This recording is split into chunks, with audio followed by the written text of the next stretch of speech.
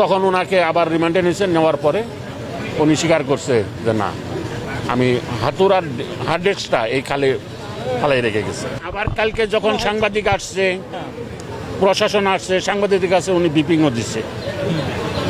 এটা সুষ্ঠু বিচার চাই, যে অপরাধী তাকে দৃষ্টান্তমূলক শাস্তি চাই, ব্রিফিংও দিচ্ছে সে। হুজুর যেভাবে মুয়াজ্জিন মানুষের যে বিশ্বাস করতো, এই বিশ্বাসগুলো মানুষের কাছ থেকে উঠে যাবে। মসজিদের যে মুয়াজ্জিন তিনি নাকি এই ঘটনাটা ঘটিয়েছে, কতটুকু সত্য সেটা আমরা এখনো পুলিশের কাছ থেকেই আমরা আসলে জানতে পারবো যে ঘটনাটি আসলে কতটুকু সত্য। আমরা যে তথ্যটি জানতে পারলাম সেটা যদি এরকম কিছু হয়ে থাকে যে মসজিদের মুয়াজ্জিন তিনি এই বৃদ্ধ নারীকে হত্যা করেছে, এটা যদি আসলে আদৌ সত্য হয়ে থাকে তাহলে আসলে এখন যে অবস্থা সৃষ্টি হয়েছে কে কাকে আসলে এখানে জায়গা দিবে, এখানে জায়গা দিবে। কারণ মসজিদের যে মুয়াজ্জিন তিনি যে এই ঘটনার সাথে সম্পৃক্ত, সেটাকে আসলে কিভাবে এটা হতে পারে, এটা কিন্তু আসলে অনেকের মধ্যেই কিন্তু ইতিমধ্যেই যে সন্দেহ সেটা কিন্তু কাজ করছে যে আসলে যদি আলামতের মধ্যে যে বিষয়টি আমরা ইতিমধ্যে জানতে পেরেছি সেটি হলো সিসি ক্যামেরার ফুটেজ। এবং আমরা এখানে অসংখ্য সাধারণ মানুষগুলো মানে করছে। হুজুর, আপনার কাছে আমি একটু জানতে চাচ্ছি যে আপনি ঘটনাটি ইতিমধ্যে হয়তো জানছেন সব কিছু, এটাকে আসলে আপনি কীভাবে ব্যাখ্যা করেন? এই ঘটনাটা আমি এখানে এসে দেখলাম যে অপরাধী ছিল, ওনার পিছনে হ্যান্ডকাপ লাগানোর পরে ওনাকে এখানে দেখাইছেন যে হত্যাকাণ্ড যিনি করছেন উনি সিসিটিভির যে সরঞ্জামাদি ছিল এইগুলো এখানে ফেলে দিচ্ছেন, এটা আমি দেখতে পারলাম। আর যে হত্যাকাণ্ডটা করছে যিনি, আসলে ওনার দাড়ি টুপি সব কিছুই আছে, মূলত উনি মানুষ হিসেবে যে জঘন্যতম অপরাধ করছে, এই অপরাধের জন্য অপরাধীর অবশ্যই যে শাস্তি সরকার, আমাদের দেশের সরকার মনে করেন তাকে ওই শাস্তি দেন। যে উনি সৃষ্টি মোড়ের মসজিদের মুয়াজ্জিন, মানুষের যে নিরাপত্তার বিষয়টা একমাত্র সৃষ্টিকর্তাই নির্ধারণ করে রাখছেন। এরপরেও আমরা আমাদের মানবতার দিক থেকে আমরা এই ধরনের যে অপরাধী করতেছে অপরাধীদেরকে আমরা প্রশ্রয় দিব না। তাদের যে শাস্তি, এটাই আমি দাবি করি যে তার যে শাস্তি আইনের আওতায় হয় তাকে যেন ওই শাস্তি দেওয়া হয়, এটাই আমার।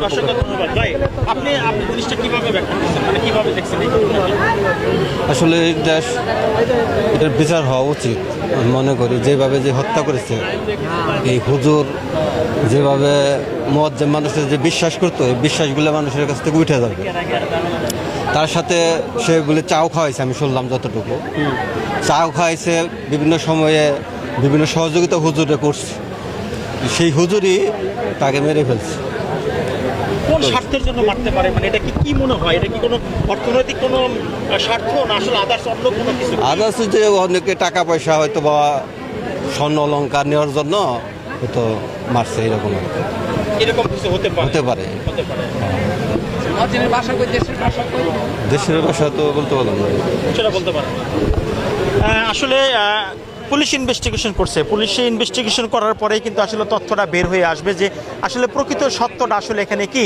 কারণ আমরা যতটুকু জানতে পারি যে বৃদ্ধা হত্যার শিকার হয়েছে, তার দুটি মেয়ে, একটি মেয়ে অস্ট্রেলিয়া থাকে, আরেকটি মেয়ে সম্ভবত ঢাকায়, তার একটি ছেলে তিনিও ঢাকাতে আছে, তার হাজব্যান্ড বাড়িতে আছেন, একই সময় ফুটবল খেলা দেখেছেন, তারপরে বাসার থেকে তার স্বামী বের হয়ে গেছে, তারপরেই কিন্তু ঘটনা। কারণ দিনে দুপুরে একটি বাড়িতে এইরকম একটি নৃশংস ঘটনাটাকে আসলে আমরা কিভাবে ব্যাখ্যা করবো জানি না। তবে আমরা আইন শৃঙ্খলা রক্ষাকারী বাহিনী এবং সরকার প্রশাসন এবং বিচারিক আদালতের কাছে আমরা বলতে চাচ্ছি, যদি যারা অপরাধী তাদের সুনির্দিষ্ট কঠোর শাস্তির আওতায় নিয়ে আসা যায় তাহলে কিন্তু অবশ্যই সমাজে একটা স্থিতিশীল অবস্থা বিরাজ করবে। আর যদি সেই অপরাধীরা বছরের পর বছর, যুগের পর যুগ এইভাবে যদি ছাড়া পেয়ে যায় তাহলে দেখা যাবে যে হত্যাকাণ্ড আরও উৎসাহিত হবে। যারা এই ঘটনাটা ঘটায় তারা কিন্তু মনে মনে ভাববে যে এরকম ঘটনা ঘটালে এর কোনো আসলে সুষ্ঠু বিচার হয় না, আমরা করতেই থাকবো। তবে আমরা সেটা আশা করি না। আমরা আশা করি দ্রুত সময়ের ভিতরে সমস্ত তথ্য উদ্ঘাটন করে সর্বোচ্চ আইনের আওতায় এনে তাকে বিচারের আওতায় নিয়ে আসবে, এটাই আমরা কামনা করছি।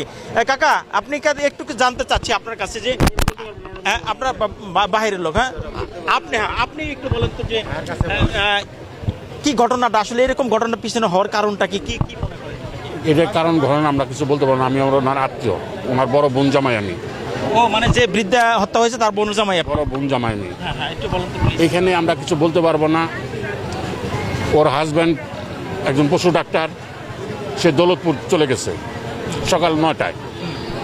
আর আগের দিন ওনার ছেলে এবং মেয়ে ওনার প্রাইভেট ইউনিভার্সিটিতে পড়ে ঢাকাতে, ওনার চলে গেছে ঢাকাতে। বাসাটা খালি ও একা ছিল। কিন্তু এই হুজুর ওই বাসায় আগে 2 বছর ভাড়া ছিল। এই বাসায় সে সব সময় যাতায়াত করে, খাওয়া দাওয়া সব কিছু চলাফেরা করে। এই ঘটনা করছে। ঘটনা করার পর ওই ভিকটিমের ছেলে এবং মেয়েকে উনি টেলিফোন করছে। মানে উনি হত্যা করে উনি আবার ফোন করছে। উনি ওর ছেলে মেয়েকে জানাইছে তোমার মার এই অবস্থা। আবার এই ভিকটিমের বাপের বাসা এখানে গ্যাস অফিসের পাশে, ওনার বাপকেও আবার উনি যে নিয়ে আসছে রিক্সা দেয়া, আপনার মেয়ের এই অবস্থা হয়েছে, উনি নিয়ে আসছে। কিন্তু ওনার ছেলের সাথে ওনার স্বামী চলে গেছে সকাল 9টায়। ও নিজে নিচে নাইমা গেট আটকাইছে। 1 মিনিটের জন্য গেট বন্ধ খোলা থাকে না, সর্বক্ষণ গেট তালা থাকে, সিসি ক্যামেরায় নিয়ন্ত্রণ। ওখানে মনিটরটা ভেঙে ফেলাইছে আর হার্ড ডিস্কটা নিয়ে আসছে। উনি স্বীকারোক্তি দিয়েছে হার্ড ডিস্কটা এখানে ফেলাইছে এই খালে। এই মসজিদের ইমাম, মসজিদের মুয়াজ্জিন, উনি আসলে কি উদ্দেশ্য নিয়ে এই ঘটনাটা ঘটাতে পারে? উদ্দেশ্যের মধ্যে কিছু স্বর্ণ নিচ্ছে। ওনাকে গত রাত্রে আনুমানিক রাত 9টার দিকে 10টার দিকে ওনাকে অ্যারেস্ট করে নিয়ে গেছে প্রশাসন এসে। সকালে আমরা যখন থানায় গেছি, থানায় গেলে পর আমরা এটা শুনলাম কিছুটা, তখনও কিন্তু বলতেছে না যে না উনি অপরাধী। কিন্তু সকাল 10টার দিকে 10:30টার দিকে ওনার যে স্বর্ণগুলো নিয়েছিল সে স্বর্ণগুলো উদ্ধার হয়েছে মার্কেট থেকে, স্বর্ণকারের কাছ থেকে। বেশ কিছু স্বর্ণ গালাই ফেলাইছে আর একটা চেন রাখছে, 2 ভরি পরিমাণের একটা চেন রাখছে। সেই চেনটা আমাদেরকে দেখাইছে। ওনার স্বামী বলছে যে হ্যাঁ এই চেনটাই আমার ওয়াইফের। ওনার ছেলে এবং মেয়ে বলছে যে হ্যাঁ এই চেনটাই আমাদের। তখন এরা প্রশাসন বলছে যে না ঘটনার সত্য।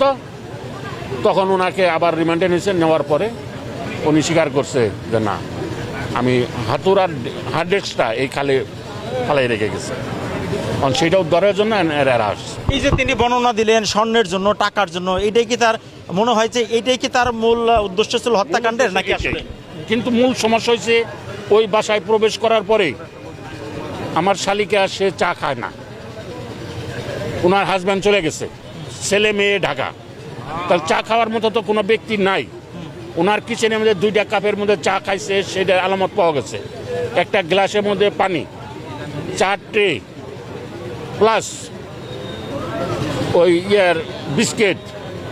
কিন্তু ওনার অভ্যাস, মেহমান আসলে যাকে বিস্কুট দেয় সেই বিস্কুট যদি অতিরিক্ত হয় সেটা ফ্রিজে রেখে দেয়। আর ওই দিনকে আমরা পাইছি ডাস্টবিনের মধ্যে, ডাস্টবিনের বাস্কেটে পাইছি। তখন আমাদের সন্দেহ হয়েছে অল লাইফে কখনো হজ করে আসছে, 2 বছর 3 বছর আগে হজ করে আসছে, স্বামী স্ত্রী 2 জন হজ করে আসছে। ও কখনো খাবার জিনিস ডাস্টবিনে ফেলে না।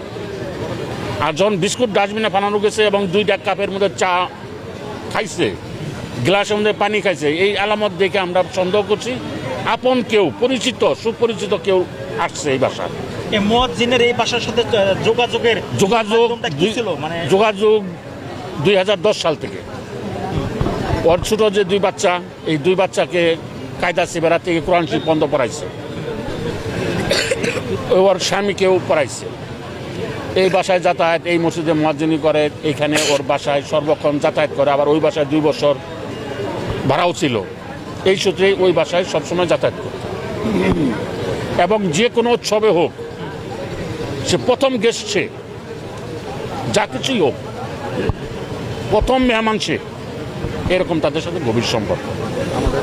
আর ভিকটিমের স্বামী যখন দৌলতপুর থেকে টেলিফোন করছে, আর ওয়াইফকে যখন টেলিফোন বারবার করতেছে, যখন রেসপন্স না পাওয়াতে ওই মুয়াজ্জিনকে প্রথম টেলিফোন করছে, ভাই আমার বাসায় যান, একটু দেন তো, আমার ওয়াইফে ফোন ধরতেছে না, কি হয়েছে, একা বাসায়।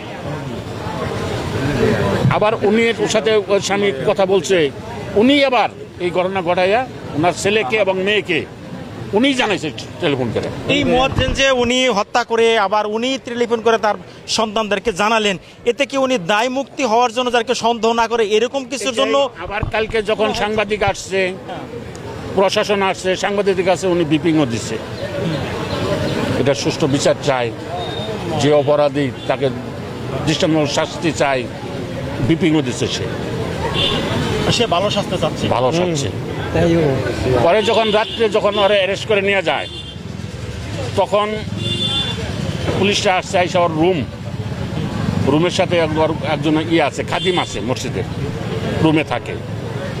10 জনকে ওই রুমটা সার্চ করে নিয়ে ওই সাব ইন্সপেক্টর বুকে হাত দিছে, পিঠে হাত দিছে, হাতটা দিয়ে নিয়ে সে কী বুঝলো সেই জানে আর আল্লাহ জানে।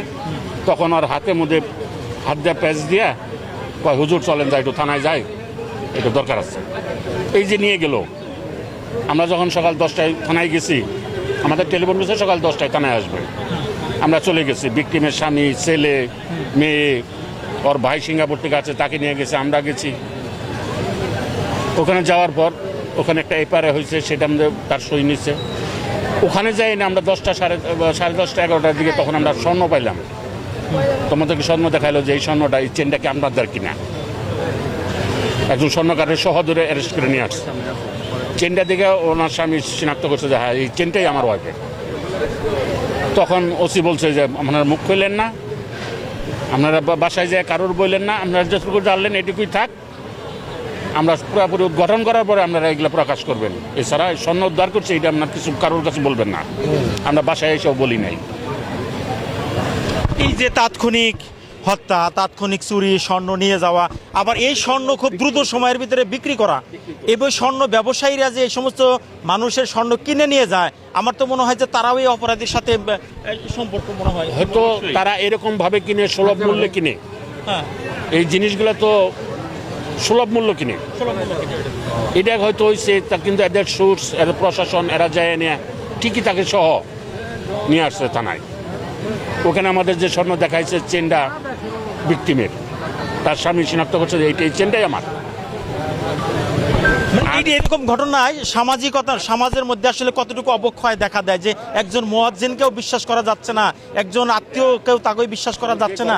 ঘটছে তারে যে আঘাত করে মাথার মধ্যে 16টা ক্ষত আছে, তার মধ্যে 11টা সুস্পষ্ট।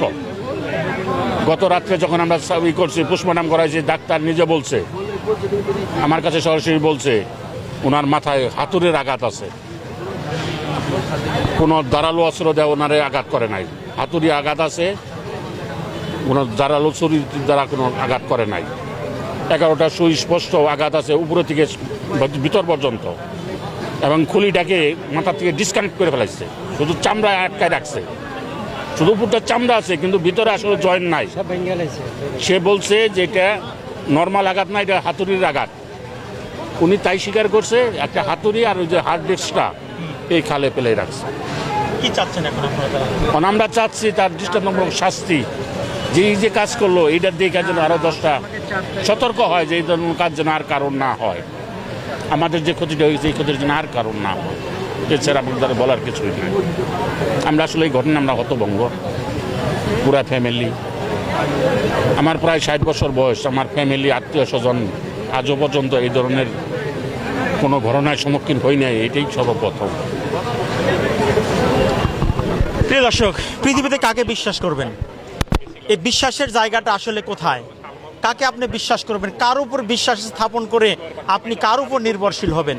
আসলে এই পুরো ঘটনাটা আমি যখন তার কাছে শুনলাম, আমি নিজে মর্মাহত। একজন মসজিদের মুয়াজ্জিন, তিনি এই বাসায় থাকতেন, তার সাথে একটা সুসম্পর্ক ছিল, কিছু শুধু অর্থের লোভে, স্বর্ণ এবং অর্থের লোভে তাকে, একজন মানুষকে নির্মমভাবে মাথায় আঘাত করে যে মেরে ফেলছেন, এবং মেরে ফেলে আবার দেখেন এখানে কতটুকু কাজ তিনি করছেন, মেরে নিজেই আবার ফোন করে তার সন্তানদেরকে জানিয়েছেন। মানে একজন ঘাতক, সে কত বড় ঘাতক হলে সে এই ধরনের নৃশংস কাজ করতে পারে। আমরা সেই ঘাতকের ফেলে দেওয়া যে ক্যামেরার যে হার্ড ডিস্ক এবং হাতুড়ি যেটাতে পিটানো হয়েছে, সেটা নাকি এই খালে ফেলে দেওয়া হয়েছে, সেটার কিন্তু উদ্ধারের কাজ চলছে।